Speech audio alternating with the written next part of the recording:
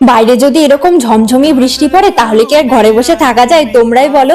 Hello everyone, সকাল সকাল ready হয়ে গেছি বাজারে যাওয়ার জন্য। আর জানো তো, এই সাত সকালেও মনে হচ্ছিল আগুনে পুড়ে যাচ্ছি। বাপরে, বৃষ্টি আসার আগের এই চিটমিটে গরমটা এত অসহ্যকর। তা যতই মাছের বাজার সবজির বাজারে যায় না কেন, আমার চোখ কিন্তু থাকে এই তালের শ্বাসের দিকে।